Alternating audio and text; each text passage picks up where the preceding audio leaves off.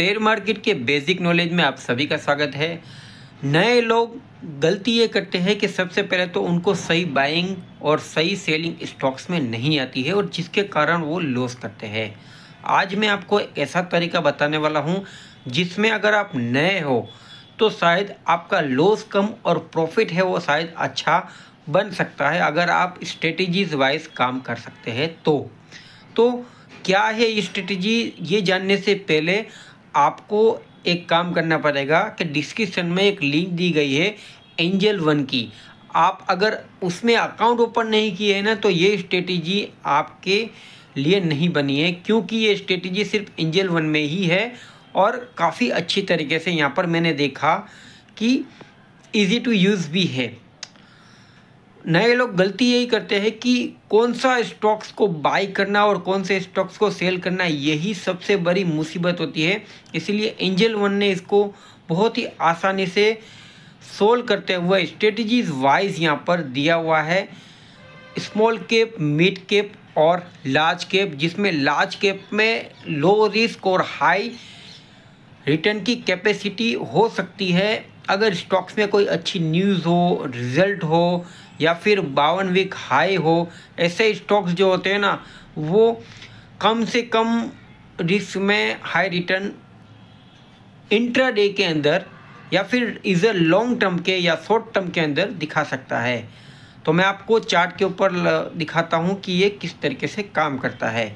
अगर नए हो तो चैनल को सब्सक्राइब करना मत भूलिएगा। चलिए शुरू करते हैं। तो ये मेरे एंजल वन का अकाउंट्स है, आप देख सकते हैं साइड में यहाँ पर। अब सबसे पहले जाने का कहाँ पे, तो यहाँ पर जैसे ही स्क्रॉल करेंगे हम तो यहाँ पर मार्केट कैप के हिसाब से जो भी कंपनी होती है उस हिसाब से यहाँ पर डिसाइड होता है। लार्ज कैप कंपनी जो 20,000 करोड़ के ऊपर होती है, मिड कैप कंपनी और स्मॉल कैप कंपनी, जिसमें स्मॉल कैप कंपनी में मोमेंटम फास्ट होता है, मिड कैप कंपनी में मोमेंटम एकदम मीडियम होता है और लार्ज कैप कंपनी में जो रिस्क होता है वो कम होता है। इसीलिए यहाँ पर कंपनी बड़ी होने के कारण स्टॉक्स में जो चाल होती है वो भी डे बाय डे आपको ज़्यादा से ज़्यादा 2 से 3% या 5% के आसपास दिखती है।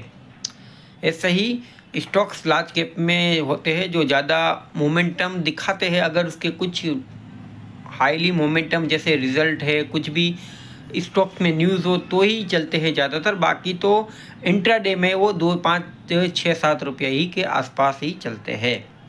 तो हमें अगर नए हैं तो बस लार्ज कैप में ही काम करना है क्योंकि यहाँ पर रिस्क कम होता है। तो ये है लार्ज कैप में स्टॉक्स। अगर हम चाहें तो इसे शॉर्ट टर्म में अगर ट्राई करना चाहते हैं तो ये सब टॉप गेनर्स होते हैं, जिसमें अगर हम ट्राई करना चाहें तो कुछ अच्छे एकदम मजबूत टकादार स्टॉक्स होते हैं जो हमें इस शॉर्ट टर्म और लॉन्ग टर्म में ट्राई कर सकते हैं। और ये एंजल वन की तरफ से रिकमेंडेशन है, ये मेरी कोई पर्सनल रिकमेंडेशन नहीं है। बस मुझे यहाँ पर दिख रहा था कि शायद ये अच्छा वर्क कर रहे हैं तो शायद मेरा भला हो रहा है तो शायद आपका भी भला हो जाए। तो अगर आप मेरा भी भला करना चाहते हो तो प्लीज़ एक लाइक कर दीजिएगा इस वीडियो को। अब बारी आती है कि बिना टेक्निकल चार्ट देखे क्या करें। तो इसका भी जुगाड़ ये एंजल वन में निकाला हुआ है कि भाई ये जो कैप है लार्ज कैप और जो टॉप गेनर में आते हैं वो कंपनी बहुत अच्छी होती है और जब कंपनी में कुछ अच्छा मोमेंटम होता है ना तभी जाके यहाँ पर टॉप गेनर में वो स्टॉक्स आते हैं।